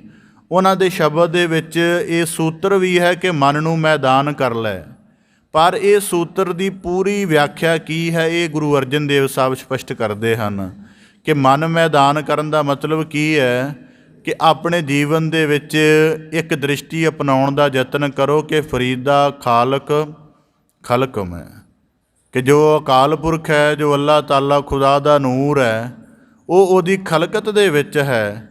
ਅਤੇ ਜਿਹੜੀ ਖਲਕਤ ਹੈ ਖਲਕ ਵਸੈ ਰੱਬ ਮਾਹੇ, ਕਿ ਇਹ ਮਾਲਕ ਵਿੱਚ ਵਸਦੀ ਹੈ ਅਤੇ ਮਾਲਕ ਇਸ ਦੇ ਵਿੱਚ ਵਸਦਾ ਹੈ। ਤਾਂ ਬਾਬਾ ਫਿਰ ਗੁਰੂ ਅਰਜਨ ਦੇਵ ਸਾਹਿਬ ਜੀ ਬਖਸ਼ਿਸ਼ ਕਰਦੇ ਮੰਦਾ ਕਿਸ ਨੂੰ ਆਖੀਐ ਜਾਂ ਤਿਸ ਬਿਨ ਕੋਈ ਨਾਹੀਂ, ਕਿ ਜੇ ਮਨ ਮੈਦਾਨ ਕਰਨਾ ਹੈ ਅਤੇ ਇਸ ਤਰ੍ਹਾਂ ਦੀ ਦ੍ਰਿਸ਼ਟੀ ਨੂੰ ਅਪਣਾ ਲਓ। ਇਸ ਤਰ੍ਹਾਂ ਦੀ ਦ੍ਰਿਸ਼ਟੀ ਅਪਣਾਉਣ ਦਾ ਮਤਲਬ ਇਹ ਹੈ, ਸਾਨੂੰ ਲੱਗਦਾ ਹੈ ਕਿ ਇੱਕ ਪੱਖ ਚੰਗਾ ਇੱਕ ਮੰਦਾ ਹੈ, ਜਿਵੇਂ ਕੁਦਰਤੀ ਹੈ, ਅਸੀਂ ਇਹਨਾਂ ਨੂੰ ਹਰੇਕ ਹਾਲਤ ਦੁਆਰਾ ਸਮਝ ਲਈਏ। ਸਾਨੂੰ ਲੱਗਦਾ ਜੀ ਦਿਨ ਉਜਾਲੇ ਵਾਲਾ ਹੈ ਅਤੇ ਰਾਤ ਜਿਹੜੀ ਹਨੇਰੇ ਵਾਲੀ ਹੈ। ਸਾਡੀ ਦ੍ਰਿਸ਼ਟੀ 'ਚ ਇਹਦੀ ਡੁਐਲਿਟੀ ਬਣੀ ਹੋਈ। ਪਰ ਜੀਵਨ ਦੇ ਵਿੱਚ ਜਦੋਂ ਮਾਲਕ ਨੇ ਕੁਦਰਤ ਦਾ ਖੇਲ ਰਚਿਆ, ਬਾਣੀ 'ਚ ਵਾਕ ਪੜ੍ਹਦੇ ਜਿਨ ਦਿਨ ਕਰਕੇ ਕੀਤੀ ਰਾਤ। ਹੁਣ ਕੁਦਰਤੀ ਹੈ, ਮਾਲਕ ਨੇ ਸ੍ਰਿਸ਼ਟ ਦਾ ਖੇਲ ਰਚਣਾ 24 ਘੰਟੇ ਦੀ ਅਵਧ ਹੈ, ਉਹਦੇ ਵਿੱਚ ਦਿਨ ਅਤੇ ਰਾਤ ਸਾਜੇ ਹੋਏ ਹਨ, ਜਿਹਦੇ ਵਿੱਚ ਸੂਰਜ ਦੀ ਗਰਦਿਸ਼ ਵੀ ਚੱਲਦੀ ਰਹਿੰਦੀ ਹੈ, ਚੰਦਰਮਾ ਦੀ ਵੀ ਚੱਲਦੀ ਹੈ। ਅਤੇ ਜੇ ਅਸੀਂ ਸੂਰਜ ਚੰਦਰਮਾ ਦੇ ਤਲ 'ਤੇ ਦੇਖੀਏ ਤਾਂ ਇਹ ਕਹਿਣਾ ਪਵੇਗਾ ਕਿ ਜਦ ਸੂਰਜ ਇਸ ਦਿਸ਼ਾ ਵੱਲ ਏਸ਼ੀਆ ਵੱਲ ਉਦੈ ਹੁੰਦਾ ਅਤੇ ਇੱਧਰ ਚਾਨਣ ਹੁੰਦਾ ਹੈ, ਜਦ ਇਹ ਪੱਛਮ ਵੱਲ ਉਦੈ ਹੁੰਦਾ ਉੱਧਰ ਚਾਨਣ ਹੁੰਦਾ। ਰਾਤ ਤਾਂ ਫਿਰ ਕਿਤੇ ਵੀ ਪੂਰੀ ਨਹੀਂ ਹੁੰਦੀ, ਦਿਨ ਕਿਤੇ ਵੀ ਪੂਰਾ ਨਹੀਂ ਹੁੰਦਾ। ਇਸ ਸਮੇਂ ਦੁਨੀਆ ਦੇ ਕਿਸੇ ਹਿੱਸੇ ਵਿੱਚ ਰਾਤ ਹੋਵੇਗੀ। ਇਸ ਕਰਕੇ ਦੁਨੀਆ ਦਾ ਆਸ਼ਚਰਜ ਖੇਲ ਰਚਿਆ ਹੋਇਆ ਹੈ।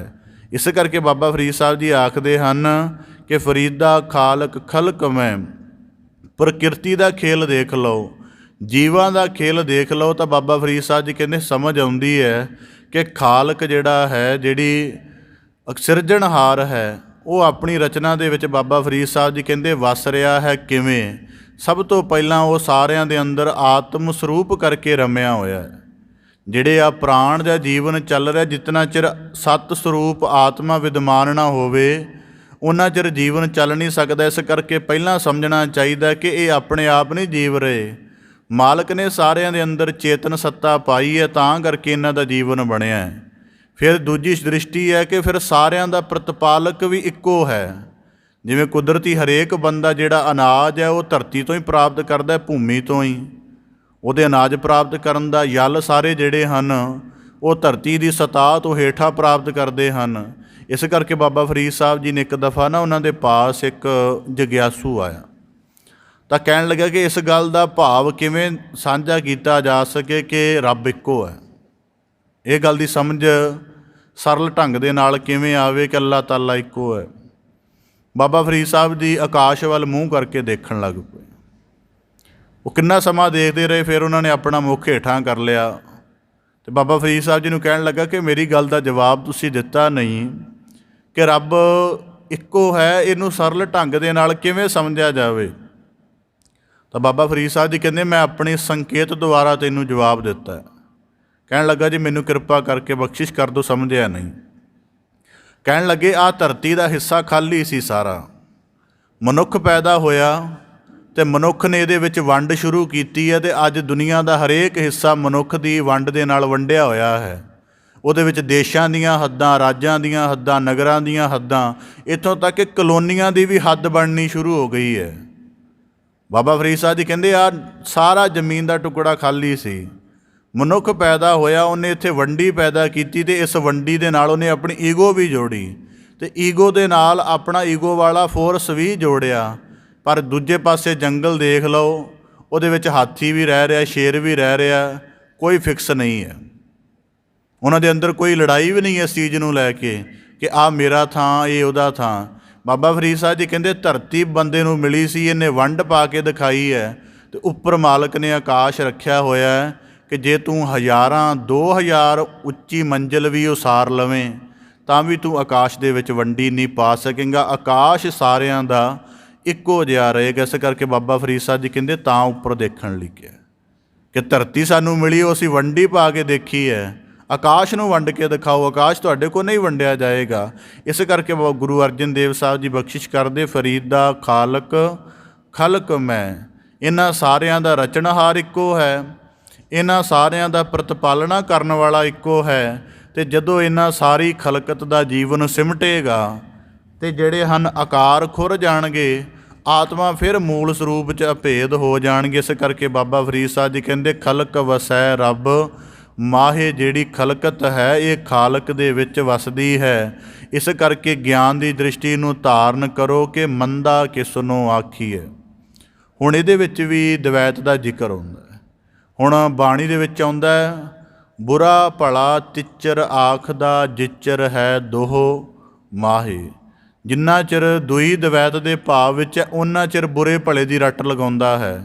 ਇਸ ਕਰਕੇ ਬਾਬਾ ਫਰੀਦ ਸਾਹਿਬ ਜੀ ਆਖਦੇ ਹਨ ਹੁਣ ਕੁਦਰਤੀ ਹੈ, ਜਗਤ ਦੇ ਵਿੱਚ ਰਿਐਲਿਟੀ ਉਦੋਂ ਸਮਝ ਆ ਸਕਦੀ ਹੈ ਜਦੋਂ ਬੰਦਾ ਟੋਟੈਲਿਟੀ ਦਾ ਪਰਸਪੈਕਟਿਵ ਆਪਣੀ ਬੁੱਧੀ 'ਚ ਰੱਖੇ। ਨੂੰ ਸਰਲ ਕਹਿ ਦਿਆਂ, ਹੁਣ ਜਿਵੇਂ ਸਾਨੂੰ ਲੱਗਦਾ ਕਿ ਜੀ ਹੰਸ ਉੱਤਮ ਹੈ, ਬਗਲਾ ਮਾੜਾ ਹੈ, ਪਰ ਹੰਸ ਦੀ ਉੱਤਮਤਾ ਦਾ ਜਿਹੜਾ ਸ਼ੁਭ ਪੱਖ ਹੈ ਜਾਂ ਉੱਤਮ ਪੱਖ ਹੈ ਉਹ ਬਗਲੇ ਦੀ ਕਨਿਸ਼ਟਤਾ ਕਰਕੇ ਪਤਾ ਲੱਗਦਾ।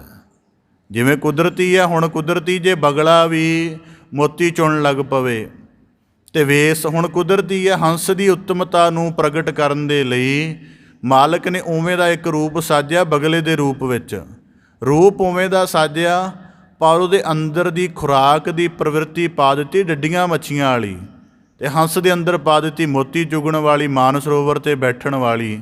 ਇਸ ਕਰਕੇ ਜਦੋਂ ਹੁਣ ਕਿਉਂਕਿ ਅਸੀਂ ਸਾਰਿਆਂ ਨੇ ਹੰਸ ਨਹੀਂ ਦੇਖਿਆ, ਜਦੋਂ ਬਗਲੇ ਨੂੰ ਕਰਮ ਕਰਦਿਆਂ ਦੇਖਦੇ ਹਾਂ ਤਾਂ ਸਾਨੂੰ ਚੰਗਾ ਆਉਂਦਾ ਹੈ, ਫਿਰ ਖਿਆਲ ਆਉਂਦਾ ਹੈ ਕਿ ਨਹੀਂ ਹੰਸ ਉੱਤਮ ਹੈ, ਹੰਸ ਦੀ ਤਰਫ ਸਾਡਾ ਖਿਆਲ ਜਾਂਦਾ ਹੈ। ਪਰ ਹੰਸ ਦੀ ਉੱਤਮਤਾ ਬਗਲੇ ਦੀ ਨਿਮਨਤਾ ਦੇ ਨਾਲ ਸਿੱਧ ਹੋ ਰਹੀ ਹੈ। ਜਿਵੇਂ ਦਿਨ ਦੇ ਉਜਾਲੇ ਦੀ ਕੀਮਤ ਕਿਉਂ ਹੈ, ਕਿਉਂਕਿ ਰਾਤ ਦੇ ਹਨੇਰੇ ਵਿੱਚ ਨਜ਼ਰ ਨਹੀਂ ਆਉਂਦਾ।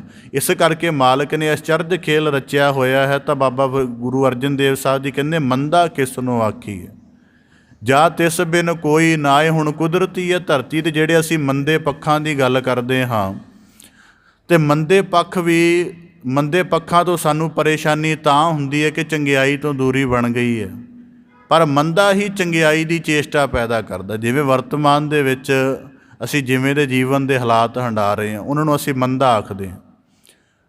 ਜੇ ਇਹ ਨਾ ਸਾਨੂੰ ਸਾਹਮਣਾ ਕਰਨਾ ਪਵੇ ਤਾਂ ਚੰਗਿਆਈ ਦੇ ਕੋਈ ਸਾਡੇ ਅੰਦਰ ਇੱਕ ਯਤਨ ਨਹੀਂ ਜਾਗੇਗਾ। ਜਿੰਨਾ ਚਿਰ ਬੰਦਾ ਨਿਮਨਤਾ ਦਾ ਸ਼ਿਕਾਰ ਨਹੀਂ ਹੁੰਦਾ, ਉਹਨਾਂ ਚਿਰ ਉਚਾਈ ਦੀ ਸਾਰ ਨਹੀਂ ਜਾਣਦਾ। ਇਸ ਕਰਕੇ ਬਾਬਾ ਗੁਰੂ ਅਰਜਨ ਦੇਵ ਸਾਹਿਬ ਜੀ ਬਖਸ਼ਿਸ਼ ਕਰਦੇ, ਜਾਂ ਤਿਸ ਬਿਨ ਕੋਈ ਨਾਹੀ। ਹੁਣ ਇਹਦੇ ਵਿੱਚ ਇੱਕ ਦਫਾ ਕਿਸੇ ਸੂਫੀ ਫਕੀਰ ਨੂੰ ਕਿਸੇ ਨੇ ਸਵਾਲ ਕਰ ਦਿੱਤਾ ਕਿ ਤੁਸੀਂ ਆਂਦੇ ਹੋ ਕਿਸੇ ਨੂੰ ਮੰਦਾ ਭਲਾ ਨਾ ਆਖਿਆ ਕਰੋ, ਸਾਰੇ ਰੱਬ ਦਾ ਰੂਪ ਨੇ। ਫਿਰ ਜਿਨ੍ਹਾਂ ਤੋਂ ਸਾਰਾ ਜਗਤ ਦੁਖੀ ਹੈ ਉਹਨਾਂ ਨੂੰ ਨਹੀਂ ਅਕਲ ਹੈਗੀ ਕਿ ਅਸੀਂ ਵੀ ਮਾਲਕ ਦਾ ਰੂਪ ਆ, ਥੋੜ੍ਹਾ ਹੰਕਾਰ ਤੋਂ ਰਹਿਤ ਹੋ ਕੇ ਕਰਮ ਕਰੀਏ ਜਾਂ ਕੁਝ ਮੰਦ ਕਰਮ ਇਸ ਜਗਤ ਵਿੱਚ ਨਾ ਕਰੀਏ। ਸਾਨੂੰ ਤਾਂ ਤੁਸੀਂ ਸਬਕ ਦੇ ਦਿੱਤਾ ਕਿ ਮੰਦਾ ਭਲਾ ਕਿਸੇ ਨੂੰ ਆਖਣਾ ਨਹੀਂ, ਪਰ ਜੀਵਨ ਦੇ ਵਿੱਚ ਜਿਹੜਾ ਮੰਦਾ ਕਰ ਰਹੇ ਹਨ ਉਹਨਾਂ ਨੂੰ ਵੀ ਤਾਂ ਪਤਾ ਹੋਣਾ ਚਾਹੀਦਾ ਕਿ ਸਾਡੇ ਅੰਦਰ ਰੱਬ ਵਸਦਾ ਹੈ। ਇਸ ਗੱਲ ਦਾ ਕੀ ਉੱਤਰ ਦਿਓਗੇ? ਤਾਂ ਉਹ ਸੂਫੀ ਫਕੀਰ ਨੇ ਬੜਾ ਚੰਗਾ ਉੱਤਰ ਦਿੱਤਾ। ਉਹ ਕਹਿਣ ਲੱਗਾ ਕਿ ਜਿਨ੍ਹਾਂ ਨੂੰ ਉਹਨੇ ਜਗਾਇਆ ਹੈ ਉਹ ਜਾਗ ਗਏ ਹਨ। ਹੁਣ ਜਿਹੜੇ ਜਾਗ ਗਏ ਹਨ ਉਹ ਸੁਚੇਤ ਹੋ ਗਏ ਹਨ, ਜਿਹੜੇ ਸੁੱਤੇ ਹਨ ਉਹ ਭੁੱਲੇ ਹਨ। ਇਸ ਕਰਕੇ ਤੂੰ ਉਹਨਾਂ ਦੀ ਇਸ ਗੱਲ 'ਤੇ ਇਤਰਾਜ਼ ਨਾ ਕਰ, ਉਮੀਦ ਕਰਕੇ ਉਹ ਵੀ ਜਾਗ ਜਾਣ। ਜਦੋਂ ਉਹ ਜਾਗ ਜਾਣਗੇ ਤੇ ਉਹਨਾਂ ਦੇ ਕਰਮ ਵੀ ਸ਼੍ਰੇਸ਼ਟ ਹੋ ਜਾਣਗੇ। ਇਸ ਕਰਕੇ ਅਜੇ ਉਹ ਆਪਣੇ ਤਲ 'ਤੇ ਸੁੱਤੇ ਹਨ। ਅਤੇ ਫਿਰ ਉਹ ਕਹਿਣ ਲੱਗਾ ਜੇ ਆਪਣੇ ਤਲ 'ਤੇ ਸੁੱਤੇ ਹਨ ਫਿਰ ਜਗਾਉਂਦਾ ਕਿਉਂ ਨਹੀਂ ਮਾਲਕ ਉਹਨਾਂ ਨੂੰ? ਤਾਂ ਬਾਬਾ ਉਸ ਸੂਫੀ ਫਕੀਰ ਨੇ ਜ਼ਿਕਰ ਕੀਤਾ ਕਿ ਦੁਨੀਆ ਦੇ ਸਾਹਮਣੇ ਦੋ ਤਰ੍ਹਾਂ ਦੇ ਅੰਨੇ ਹੁੰਦੇ ਨੇ, ਇੱਕ ਜਿਨ੍ਹਾਂ ਦੇ ਨੇਤਰ ਬੰਦ ਹੁੰਦੇ ਨੇ, ਇੱਕ ਜਿਨ੍ਹਾਂ ਦੇ ਨੇਤਰ ਖੁੱਲ੍ਹੇ ਹੁੰਦੇ ਨੇ। ਇਸ ਕਰਕੇ ਮਾਲਕ ਨੇ ਨੇਤਰ ਦਿੱਤੇ ਨੇ, ਦੂਜੇ ਦਾ ਦਰਦ, ਦੂਜੇ ਦੀ ਪੀੜਾ ਸਭ ਨਜ਼ਰ ਆ ਰਿਹਾ ਹੈ। ਅਤੇ ਉਸ ਸਾਰੇ ਨੂੰ ਦੇਖਦਿਆਂ ਹੋਇਆਂ ਵੀ ਜਦੋਂ ਦਰਕਨਾਰ ਕਰ ਰਹੇ ਹਨ, ਇਹਦਾ ਮਤਲਬ ਬੰਦੇ ਰੂਹਾਨੀ ਤੌਰ 'ਤੇ ਮਰੇ ਹਨ। ਅਤੇ ਰੂਹਾਨੀ ਤੌਰ 'ਤੇ ਮਰੇ ਹੋਏ ਬੰਦਿਆਂ ਨੂੰ ਇਹ ਇਲਮ ਹੁੰਦਾ ਹੀ ਨਹੀਂ ਕਿ ਸਾਡੇ ਅੰਦਰ ਮਾਲਕ ਹੈ। ਇਸ ਕਰਕੇ ਕਿਹਾ ਕਿ ਉਹਨਾਂ ਦੇ ਪ੍ਰਤੀ ਉਹ ਜਾਗ ਜਾਣ ਅਤੇ ਆਪੇ ਸੁਚੇਤ ਹੋ ਜਾਣਗੇ। ਤਾਂ ਗੁਰੂ ਅਰਜਨ ਦੇਵ ਸਾਹਿਬ ਜੀ ਆਖਦੇ, ਮੰਦਾ ਕਿਸ ਨੂੰ ਆਖੀਏ ਜਾਂ ਤਿਸ ਬਿਨ ਕੋਈ ਨਾਏ। ਹੁਣ ਦਵੈਤ ਮੁਕਤੀ ਦੀ ਗੱਲ ਦੱਸਦਿਆਂ ਗੁਰੂ ਅਰਜਨ ਦੇਵ ਸਾਹਿਬ ਜੀ ਦੇ ਜੀਵਨ ਦੇ ਵਿੱਚ ਇਤਿਹਾਸ ਦੇ ਨੁਕਤੇ ਤੋਂ ਦੇਖੀਏ ਤਾਂ ਜਹਾਂਗੀਰ, ਦੀਵਾਨ ਚੰਦੂ ਜਾਂ ਹੋਰ ਇਹ ਗੁਰੂ ਅਰਜਨ ਦੇਵ ਸਾਹਿਬ ਜੀ ਦੀ ਸ਼ਹਾਦਤ ਦੇ ਕਾਰਨ ਕਰਕੇ ਮੁੱਖ ਵਿਰੋਧੀ ਹਨ। ਪਰ ਗੁਰੂ ਅਰਜਨ ਦੇਵ ਸਾਹਿਬ ਜੀ ਦੀ ਸ਼ਹਾਦਤ ਵਿੱਚ ਉਹ ਇਹਨਾਂ ਨੂੰ ਵਿਰੋਧੀ ਨਹੀਂ ਗਿਣਦੇ। ਗੁਰੂ ਅਰਜਨ ਦੇਵ ਸਾਹਿਬ ਕਿਉਂ ਨਹੀਂ ਗਿਣਦੇ? ਕਿਉਂਕਿ ਉਹਨਾਂ ਨੂੰ ਪਤਾ ਹੈ ਕਿ ਸਾਡੀ ਸ਼ਹਾਦਤ ਦੇ ਨਾਲ ਹੀ ਸ਼ਬਦ ਦੇ ਪ੍ਰਕਾਸ਼ ਨੇ ਪ੍ਰਮਾਣਿਕ ਹੋ ਜਾਣਾ ਹੈ। ਕਿਉਂਕਿ ਸਾਈਂ ਮੀਆਂ ਮੀਰ ਨੇ ਇੱਕ ਦਫਾ ਕਿਹਾ ਸੀ ਕਿ ਐਸਾ ਜੇ ਦੇਖਣ 'ਚ ਆਇਆ ਨਹੀਂ ਕਿ ਤਨ ਮਨ ਕਾਟ ਕਾਟ ਸਭ ਅਰਪੀ ਵਿੱਚ ਅਗਨੀ ਆਪ ਜਲਾਈ। ਇਹਦੇ ਪ੍ਰਤੀ ਉਹਨਾਂ ਦਾ ਸੰਦੇਹ ਰਹਿ ਗਿਆ ਅਤੇ ਗੁਰੂ ਅਰਜਨ ਦੇਵ ਸਾਹਿਬ ਜੀ ਨੇ ਆਪਣੀ ਸ਼ਹਾਦਤ ਦੇ ਨਾਲ ਪ੍ਰਮਾਣਿਕ ਕਰ ਦਿੱਤਾ ਕਿ ਸੁਖਮਨੀ ਸੁਖ ਅੰਮ੍ਰਿਤ ਪ੍ਰਭ ਨਾਮ, ਭਗਤ ਜਨਾ ਕੈ ਮਨ ਬਿਸਰਾਮ। ਜਾਂ ਤੇਰਾ ਕੀਆ ਮੀਠਾ ਲਾਗੈ ਹਰ ਨਾਮ, ਪਦਾਰਥ ਨਾਨਕ ਮੰਗੈ। ਜਾਂ ਬਾਣੀ ਦੇ ਵਿੱਚ ਵਾਕ ਅਨ ਤਨ ਮਨ ਕਾਟ ਕਾਟ ਸਭ ਅਰਪੀ ਵਿੱਚ ਅਗਨੀ ਆਪ ਜਲਾਈ। ਇਸ ਕਰਕੇ ਦ੍ਰਿਸ਼ਟੀ ਦੇ ਵਿੱਚ, ਸਾਡੀ ਦ੍ਰਿਸ਼ਟੀ ਵਿੱਚ ਲੱਗਦਾ ਗੁਰੂ ਅਰਜਨ ਦੇਵ ਸਾਹਿਬ ਜੀ ਦਾ ਵਿਰੋਧ ਹੋਇਆ ਜਾਂ ਉਹਨਾਂ ਦੀ ਸ਼ਹਾਦਤ ਕਰਕੇ ਕੁਝ ਅਣਉਚਿਤ ਹੋਇਆ। ਪਰ ਗੁਰੂ ਸਾਹਿਬ ਜੀ ਦੀ ਦ੍ਰਿਸ਼ਟੀ ਦੇ ਵਿੱਚ ਸ਼ਬਦ ਦੇ ਪ੍ਰਕਾਸ਼ ਨੂੰ ਪੂਰੀ ਤਰ੍ਹਾਂ ਅਥੈਂਟਿਕ ਕਰਨਾ ਹੈ ਤਾਂ ਸ਼ਹਾਦਤ ਦੇ ਸਫ਼ਰ ਵਿੱਚੋਂ ਗੁਜ਼ਰ ਕੇ ਜਾਣਾ ਹੀ ਪਏਗਾ। ਇਸ ਕਰਕੇ ਜੇ ਗੁਰੂ ਅਰਜਨ ਦੇਵ ਸਾਹਿਬ ਦੀ ਦ੍ਰਿਸ਼ਟੀ ਵਿੱਚ ਦਿਖਾਂਗੇ ਫਿਰ ਕਿਸੇ ਨੂੰ ਮਾੜਾ ਨਹੀਂ ਆਖ ਸਕਦੇ। ਇਸ ਕਰਕੇ ਬਾਬਾ ਫਰੀਦ ਸਾਹਿਬ ਜੀ ਆਖਦੇ, ਗੁਰੂ ਅਰਜਨ ਦੇਵ ਸਾਹਿਬ ਆਖਦੇ ਹਨ, ਮੰਦਾ ਕਿਸ ਨੂੰ ਆਖੀ ਹੈ। ਹੁਣ ਕੁਦਰਤੀ ਹੈ, ਜੇ ਮੰਦੇ ਦੀ ਗੱਲ ਕਰੀਏ ਕਿ ਮੰਦਾ ਪੱਖ ਹੀ ਵਾਚ ਲਈਏ, ਥੋੜ੍ਹਾ ਜਿਹਾ ਵਿਸਥਾਰ ਕਰਦੇ ਹਾਂ। ਜੀਵਨ ਵਿੱਚ ਅਸੀਂ ਜਿੰਨੇ ਮੰਦੇ ਪੱਖਾਂ ਦੀ ਚਰਚਾ ਕਰਦੇ ਹਾਂ ਨਾ, ਚਾਹੇ ਕਿਸੇ ਪੱਖ ਦੀ ਗੱਲ ਕਰ ਲਓ, ਉਸ ਤੋਂ ਪਹਿਲਾਂ ਉਹਦੇ ਮੰਦੇ ਪੱਖ ਨੂੰ ਵਿਚਾਰਨ ਤੋਂ ਪਹਿਲਾਂ ਇਸ ਗੱਲ ਦਾ ਨਿਰਣਾ ਕਰ ਲੈਣਾ ਕਿ ਜਿਹੜੀ ਆ ਧਰਤੀ 'ਤੇ ਈਵਲ ਦਾ ਪਰਸਪੈਕਟਿਵ ਚੱਲ ਰਿਹਾ, ਈਵਲ ਦਾ ਮਤਲਬ ਬਦੀ, ਜੋ ਈਵਲ ਦਾ ਵਰਤਾਰਾ ਚੱਲ ਰਿਹਾ ਹੈ ਉਹਦੇ ਵਿੱਚ ਮੇਰੀ ਕਿੰਨੀ ਸ਼ਮੂਲੀਅਤ ਹੈ। ਦੁਨੀਆ 'ਚ ਭ੍ਰਿਸ਼ਟਾਚਾਰ ਕਰਕੇ ਤਰਾਹ ਕਰਦੀ ਪਈ ਹੈ। ਦੁਨੀਆ ਦੇ ਹਰੇਕ ਬੰਦੇ ਨੇ ਜ਼ਿੰਦਗੀ ਦੇ ਕਿਸੇ ਨਾ ਕਿਸੇ ਛੋਟੇ ਹਿੱਸੇ ਵਿੱਚ, ਜੇ ਸਿੱਧੀ ਨਹੀਂ ਤਾਂ ਅਸਿੱਧੇ ਢੰਗ ਦੇ ਨਾਲ ਭ੍ਰਿਸ਼ਟਾਚਾਰੀ ਦੇ ਜਿਹੜਾ ਵਰਤਾਰਾ ਹੈ ਉਹਨੂੰ ਫੀਡ ਕੀਤਾ ਹੈ। ਕਿੱਥੇ ਇਮਾਨਦਾਰੀ ਦਾ ਪੱਲਾ ਛੱਡ ਦਿੰਦੇ ਅਸੀਂ ਕਿਸੇ ਪੱਧਰ 'ਤੇ ਜਾ ਕੇ। ਦੁਨੀਆ ਦੇ ਵਿੱਚ ਪਾਪ ਹੈ ਕਿਸੇ ਨਾ ਕਿਸੇ ਨੁਕਤੇ ਤੋਂ, ਚਾਹੇ ਬਹੁਤ ਅਲਪ ਹੀ ਹੋਵੇ, 0.01% ਵੀ ਕਿਉਂ ਨਾ ਹੋਵੇ, ਅਸੀਂ ਪਾਪ ਨੂੰ ਫੀਡ ਕੀਤਾ ਹੈ। ਮਾੜਾ ਦੇਖਿਆ, ਮਾੜਾ ਬੋਲਿਆ, ਮਾੜਾ ਸੁਣਿਆ, ਮਾੜਾ ਸੋਚਿਆ। ਜੀਵਨ ਦੇ ਵਿੱਚ ਜਿੰਨਾ ਵੀ ਅੱਜ ਮਾੜਾ ਚੱਲ ਰਿਹਾ ਉਹਦੇ ਵਿੱਚ ਸਾਡੀ ਕਿਸੇ ਨਾ ਕਿਸੇ ਹਿੱਸੇ ਦੇ ਵਿੱਚੋਂ ਸ਼ਮੂਲੀਅਤ ਹੈ। ਇਸ ਕਰਕੇ ਬਾਬਾ ਫਰੀਦ ਸਾਹਿਬ ਜੀ ਆਖਦੇ, ਮੰਦਾ ਗੁਰੂ ਅਰਜਨ ਦੇਵ ਸਾਹਿਬ ਬਖਸ਼ਿਸ਼ ਕਰਦੇ, ਕਿਸ ਨੂੰ ਆਖੀ ਹੈ ਕਿ ਉਹ ਮੰਦ ਜਿਹੜੀ ਅੱਜ ਕੁਦਰਤੀ ਅਸੀਂ ਕਹਿੰਦੇ ਹਾਂ ਜੀ ਜੇਲ੍ਹ ਦੇ ਵਿੱਚ ਅਪਰਾਧੀ ਪਏ ਨੇ, ਮਾੜੇ ਬੰਦੇ ਪਏ ਨੇ, ਪਰ ਕੁਦਰਤੀ ਹੁਣ ਉਹ ਕਦੋਂ ਪੈਦਾ ਹੋਏ ਨੇ? ਜਦੋਂ ਸੁਸਾਇਟੀ ਦੇ ਵਿੱਚ ਇਨਡਿਫਰੈਂਸ ਪੈਦਾ ਹੋਇਆ, ਜਦੋਂ ਸੁਸਾਇਟੀ ਦੇ ਵਿੱਚ ਕਾਣੀ ਵੰਡ ਪੈਦਾ ਹੋਈ, ਸੁਸਾਇਟੀ ਦੇ ਜਦੋਂ ਇੱਕ ਵਰਗ ਨੇ ਆਪਣੇ ਆਪ ਨੂੰ ਕੁਲੀਨ ਸਿੱਧ ਕਰਨ ਦੇ ਲਈ ਦੂਜੇ ਨੂੰ ਦੋਸ਼ੀ ਬਣਾਉਣ ਦੀ ਹੱਦ ਤੱਕ ਲਿਆਂਦਾ। ਇਸ ਕਰਕੇ ਬਾਬਾ ਫਰੀਦ ਸਾਹਿਬ ਜੀ ਗੁਰੂ ਅਰਜਨ ਦੇਵ ਸਾਹਿਬ ਆਖਦੇ ਨੇ, ਕਿਸ ਨੂੰ ਆਖੀਏ ਕਿ ਮੰਦਾ ਵੀ ਤਾਂ ਸਾਡੇ ਤੋਂ ਸ਼ੁਰੂ ਹੋ ਰਿਹਾ ਹੈ। ਹੁਣ ਜਿਹਨੂੰ ਅਸੀਂ ਸਤਿਯੁਗ ਆਖਦੇ ਹਾਂ, ਉਦੋਂ ਉਹਨੂੰ ਸਤਿਯੁਗ ਕਿਉਂ ਆਖਦੇ ਹਾਂ? ਉਦੋਂ ਹਰੇਕ ਬੰਦਾ ਆਪਣੇ ਕਰਮ ਦੀ ਵਿਚਾਰ ਕਰਦਾ ਸੀ। ਉਹਨੂੰ ਪਤਾ ਸੀ, ਇੱਕ ਪੁੱਤਰ ਨੂੰ ਪਤਾ ਸੀ ਕਿ ਮੈਂ ਬਾਹਰ ਜਾ ਕੇ ਮੰਦਾ ਕਰਮ ਕਰ ਆਇਆ, ਮੇਰੇ ਮੰਦੇ ਕਰਮ ਦਾ ਪੂਰੇ ਪਰਿਵਾਰ ਨੂੰ ਨੁਕਸਾਨ ਹੋਣਾ ਹੈ, ਮੇਰੇ ਪਿਤਾ ਨੂੰ ਉਲਾਂਭਾ ਜਾਏਗਾ, ਮੇਰੀ ਮਾਂ ਦੀ ਪਰਵਰਿਸ਼ 'ਤੇ ਸ਼ੱਕ ਕੀਤਾ ਜਾਏਗਾ, ਮੇਰੀ ਸੰਗਤ ਦੇ ਉੱਪਰ ਉਂਗਲ ਉੱਠੇਗੀ, ਮੇਰੇ ਖੁਦ ਦੇ ਜੀਵਨ ਨੂੰ ਗਿਰਾਵਟ ਭਰਿਆ ਗਿਣਨਗੇ। ਇਸ ਕਰਕੇ ਉਹ ਇੱਕ ਦਾ ਮੰਦਾ ਟੋਟੈਲਿਟੀ ਦਾ ਮੰਦਾ ਬਣਦਾ ਹੈ। ਇਸ ਕਰਕੇ ਬਾਬਾ ਫਿਰ ਗੁਰੂ ਅਰਜਨ ਦੇਵ ਸਾਹਿਬ ਜੀ ਆਖਦੇ, ਕਿਸ ਨੂੰ ਆਖੀਏ? ਫਿਰ ਦੱਸੋ ਕਿਹਨੂੰ ਆਖੀਏ? ਕਿਉਂਕਿ ਹਰੇਕ ਨੁਕਤੇ ਤੋਂ ਤਾਂ ਅਸੀਂ ਮੰਦ ਨੂੰ ਫੀਡ ਕੀਤਾ ਹੋਇਆ ਹੈ, ਉਹਨੂੰ ਮਾੜਾ ਮੋਟਾ ਬੜਾਵਾ ਦਿੱਤਾ ਹੋਇਆ ਹੈ। ਤਾਂ ਗੁਰੂ ਅਰਜਨ ਦੇਵ ਸਾਹਿਬ ਜੀ ਆਖਦੇ, ਜਾਂ ਤਿਸ ਬਿਨ ਕੋਈ ਨਾ ਹੀ। ਇਸ ਕਰਕੇ ਜਦੋਂ ਬੰਦਾ ਆਪਣੇ ਆਤਮ ਸਰੂਪ ਪ੍ਰਤੀ ਜਾਗਦਾ ਹੈ, ਫਿਰ ਉਹ ਜੀਵਨ ਦੇ ਵਿੱਚ ਕੁਝ ਉਲਟਾ ਨਹੀਂ ਕਰਦਾ। ਐਸੀ ਦ੍ਰਿਸ਼ਟੀ ਸਾਨੂੰ ਦਿੰਦੇ ਹਨ। ਇਸੇ ਕਰਕੇ ਬਾਣੀ ਦੇ ਵਿੱਚ ਗੁਰੂ, ਜਿਵੇਂ ਅਸੀਂ ਜਪਜੀ ਸਾਹਿਬ ਦੀ ਬਾਣੀ ਪੜ੍ਹਦੇ ਹਾਂ, ਅਸੀਂ ਕਦੇ ਅਸੰਖ ਵਾਲੀਆਂ ਪੌੜੀਆਂ ਨੂੰ ਗਹਿਰਾਈ ਦੇ ਨਾਲ ਵਾਚੋਗੇ ਤਾਂ ਸਮਝ ਆਏਗਾ ਕਿ ਗੁਰੂ ਸਾਹਿਬ ਜੀ ਪਹਿਲਾਂ ਐਡੀ ਵੱਡੀ ਜ਼ਿਕਰ ਕਰਕੇ ਆਖਦੇ ਹਨ, ਨਾਨਕ ਨੀਚ ਕਹੈ ਵਿਚਾਰ, ਵਾਰਿਆ ਨਾ ਜਾਵਾ ਏਕ ਵਾਰ। ਉਹਦਾ ਗਹਿਰਾ ਭਾਵ ਕੀ ਹੈ? ਉਹਦਾ ਭਾਵ ਕੀ ਹੈ ਕਿ ਜੇ ਧਰਤੀ ਦੀ ਜਿਹੜੀ ਅਸੀਂ ਡਾਰਕਨੈਸ ਵਾਲੇ ਪੱਖ ਦੀ ਗੱਲ ਕਰ ਰਹੇ ਹਾਂ, ਅੰਧਕਾਰ ਦੀ, ਅਗਿਆਨ ਦੀ, ਭਟਕਣ ਦੀ ਗੱਲ ਕਰ ਰਹੇ ਹਾਂ, ਅਤੇ ਇਸ ਭਟਕਣ ਦੇ ਵਿੱਚ ਸਾਡਾ ਆਪਣਾ ਆਪ ਵੀ ਸ਼ਾਮਲ ਹੈ। ਇਸ ਕਰਕੇ ਗੁਰੂ ਅਰਜਨ ਦੇਵ ਸਾਹਿਬ ਜੀ ਆਖਦੇ ਨੇ, ਜਾਂ ਤਿਸ ਬਿਨ ਕੋਈ ਨਾਹੀਂ। ਦਰਅਸਲ ਜਿਹੜੇ ਆਪਣੇ ਆਤਮ ਪ੍ਰਤੀ ਜਾਗ ਗਏ ਹਨ, ਉਹਨਾਂ ਦੇ ਜੀਵਨ 'ਚ ਮੰਦ ਕਰਮਾਂ ਦਾ ਸਿਲਸਿਲਾ ਖਤਮ ਹੋ ਗਿਆ ਹੈ। ਪਰ ਜਿਹੜੇ ਨਹੀਂ ਜਾਗੇ ਹਨ, ਉਹ ਅਜੇ ਵੀ ਅਗਿਆਨ ਵਿੱਚ ਭਟਕ ਰਹੇ ਹਨ। ਇਸੇ ਤਰ੍ਹਾਂ ਬਖਸ਼ਿਸ਼ ਕਰਦੇ ਹਨ, ਫਰੀਦਾ ਜੇ ਦੇਹ ਨਾਲ ਕੱਪਿਆ, ਜੇ ਗੱਲ ਕੱਪਹੇ ਚੁੱਖ। ਹੁਣ ਬਾਣੀ ਦੇ ਵਿੱਚ ਭਗਤ ਸਾਹਿਬਾਨਾਂ ਨੇ ਆਪੋ ਆਪਣੇ ਇੱਕ ਰੂਹਾਨੀ ਕਿਸਮ ਦੇ ਦਰਦ ਦੀ ਵੀ ਬਾਤ ਕੀਤੀ ਹੈ। ਹੁਣ ਸਾਡੇ ਦਰਦ ਕੀ ਹਨ? ਸਿਰ ਪੀੜ, ਲੱਤ ਪੀੜ, ਬੁਖਾਰ, ਜਾਂ ਘਰ 'ਚ ਪੈਸਾ ਨਹੀਂ ਹੈ, ਲੜਾਈ ਹੈ, ਇਹੀ ਸਾਡੇ ਦਰਦ ਨੇ। ਭਗਤ ਦਾ ਵੀ ਦਰਦ ਹੈ, ਪਰ ਉਹਦਾ ਦਰਦ ਬੜੀ ਉੱਚੀ ਕਿਸਮ ਦਾ, ਰੂਹਾਨੀ ਕਿਸਮ ਦਾ ਹੈ। ਤਾਂ ਬਾਬਾ ਜਿਵੇਂ ਬਾਣੀ ਦੇ ਵਿੱਚ ਭਗਤ ਕਬੀਰ ਸਾਹਿਬ ਜੀ ਨੇ ਕਿਹਾ ਕਿ ਉਹਨਾਂ ਦੇ ਸਲੋਕਾਂ ਵਿੱਚ ਜ਼ਿਕਰ ਆਉਂਦਾ ਭਗਤ ਕਬੀਰ ਸਾਹਿਬ ਜੀ ਦੇ ਕਿ ਹਮ ਹੋ ਜੋ ਬੂਝਾ ਬੂਝਣਾ ਪੂਰੀ ਭਰੀ ਬਲਾਏ। ਕਹਿੰਦੇ ਜਿੱਦਣ ਦਾ ਰੱਬ ਦੇ ਮਾਰਗ 'ਤੇ ਧਰਮ ਨੂੰ ਸ਼ੁੱਧ ਢੰਗ ਨਾਲ ਜਿਉਣ ਦਾ ਯਤਨ ਸ਼ੁਰੂ ਕੀਤਾ ਹੈ, ਜੀਵਨ ਦੁੱਖਾਂ ਦੇ ਨਾਲ, ਪੂਰੀ ਚਿੰਤਾ ਬਿਪਤਾ ਦੇ ਨਾਲ ਭਰ ਗਿਆ। ਇੰਝ ਹੀ ਭਗਤ ਨਾਮਦੇਵ ਜੀ ਦੇ ਬਾਣੀ 'ਚ ਵੀ ਜ਼ਿਕਰ ਆਉਂਦਾ ਹੈ। ਇਸੇ ਤਰ੍ਹਾਂ ਭਗਤ ਫਰੀਦ ਸਾਹਿਬ ਜੀ ਜ਼ਿਕਰ ਕਰਦੇ ਹਨ, ਜੇ ਦੇਹ ਨਾਲ ਕੱਪਿਆ।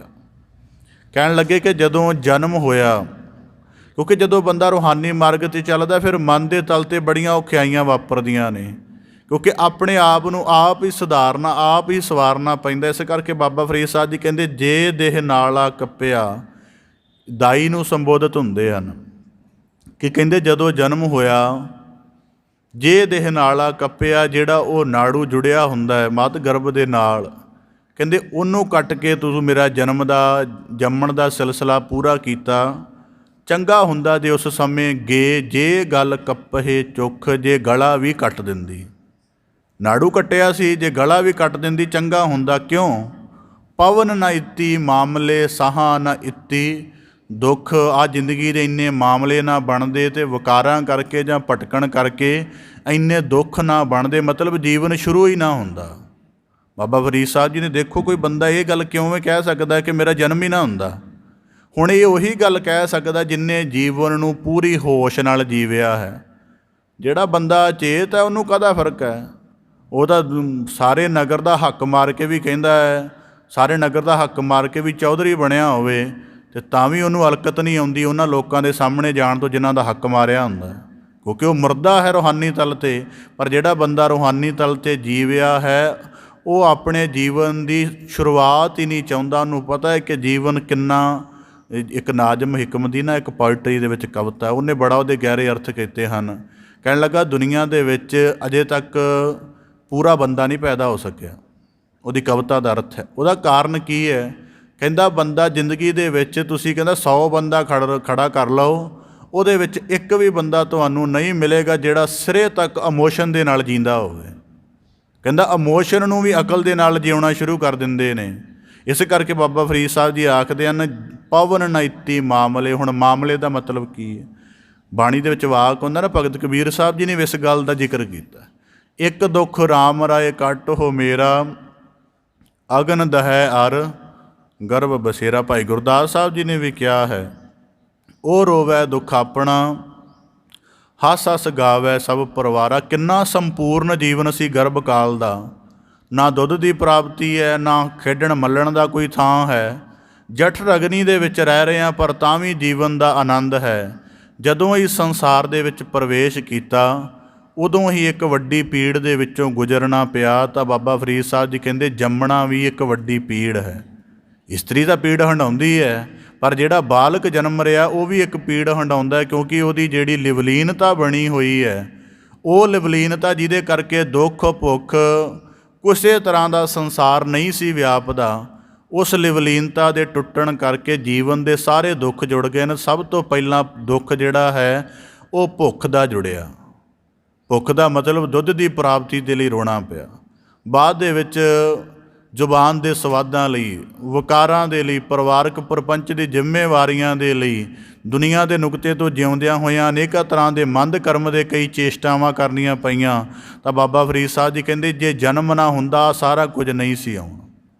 ਇਸ ਕਰਕੇ ਪਵਨ ਨਾ ਇਤੀ ਮਾਮਲੇ, ਇੰਨੇ ਮਾਮਲੇ ਹੀ ਨਾ ਪੈਂਦੇ ਕਿ ਹੁਣ ਆਪਣੇ ਆਪ ਨੂੰ ਸੋਚਦੇ ਹਾਂ ਕਿ ਵਕਾਰਾਂ ਤੋਂ ਖਾਲੀ ਕਰ ਲਈਏ, ਪਰ ਜੇ ਜਨਮ ਹੀ ਨਾ ਹੁੰਦਾ ਵਕਾਰ ਹੀ ਨਾ ਹੁੰਦੇ।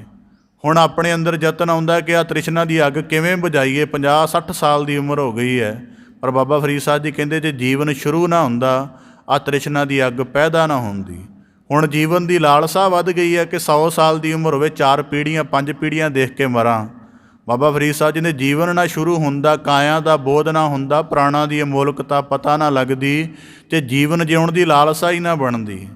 ਜੀਵਨ ਦੇ ਵਿੱਚ ਕਹਿੰਦੇ ਜੇ ਧਨ ਦਾ, ਪਦਾਰਥ ਦੀ ਸੱਤਾ ਦਾ ਪਤਾ ਨਾ ਲੱਗਦਾ, ਕਦੇ ਜੀਵਨ ਵਿੱਚ ਅਮੀਰ ਹੋਣ ਦੀ ਜਾਂ ਉੱਚੇ ਹੋਣ ਦੀ, ਵੱਡੇ ਹੋਣ ਦੀ ਦੌੜ ਵਿੱਚ ਨਾ ਲੱਗਦੇ ਅਤੇ ਇੰਨਾ ਪਾਪ ਕਰਮ ਨਾ ਕਰਦੇ। ਇਸ ਕਰਕੇ ਪਵਨ ਨਾ ਇਤੀ ਮਾਮਲੇ, ਇਹ ਇਕੱਲਾ ਸੰਸਾਰਿਕ ਪੱਖ ਦਾ ਜ਼ਿਕਰ ਹੈ, ਅਧਿਆਤਮਿਕ ਵੀ ਇਹਦੇ ਵਿੱਚ ਹੈ ਕਿ ਜੇ ਜੀਵਨ ਸ਼ੁਰੂ ਨਾ ਹੁੰਦਾ, ਮਨ ਮੈਲਾ ਨਾ ਹੁੰਦਾ, ਤਾਂ ਭਗਤੀ ਦਾ ਰੋਜ਼ਾਨਾ ਕਰਮ ਕਰਕੇ ਆਪਣੇ ਆਪ ਨੂੰ ਸ਼ੁੱਧ ਕਰਨ ਦੇ ਲਈ ਤਰੱਦਦ ਨਾ ਕਰਨਾ ਪੈਂਦਾ। ਬਾਣੀ 'ਚ ਇੱਕ ਵਾਕ ਨੇ ਮਾਮਲੇ ਦੀ ਵਿਆਖਿਆ ਕਰ ਦੇਵਾਂ।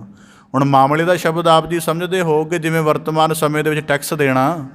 ਪਹਿਲੇ ਸਮਿਆਂ ਦੇ ਵਿੱਚ ਜਿਹੜਾ ਜਦੋਂ ਆ ਜਗੀਰਦਾਰੀ ਸਿਸਟਮ ਚੱਲਦਾ ਹੁੰਦਾ ਸੀ, ਅਤੇ ਜਿਹੜੇ ਭੂਮੀ ਵਾਹਕ ਹੁੰਦੇ ਸਨ, ਹੱਲ ਵਾਹਕ, ਵਿਚਾਰੇ ਖੇਤ ਦੀ ਉਪਜ ਕੱਢ ਕੇ ਉਹਦਾ ਜਿੰਨਾ ਹਿੱਸਾ ਮੁਕਰਰ ਹੁੰਦਾ ਸੀ ਅਤੇ ਉਹਨੂੰ ਮੋਢੇ 'ਤੇ ਚੱਕ ਕੇ ਵਾਹਨ 'ਤੇ ਲੱਦ ਕੇ ਉਹ ਜਗੀਰਦਾਰ ਪਾ ਛੱਡਣ ਜਾਂਦੇ ਹੁੰਦੇ ਸਨ। ਜੀ ਮਹਾਰਾਜ ਤੁਹਾਡਾ ਮਾਮਲਾ ਤਾਰਨਾ ਹੈ।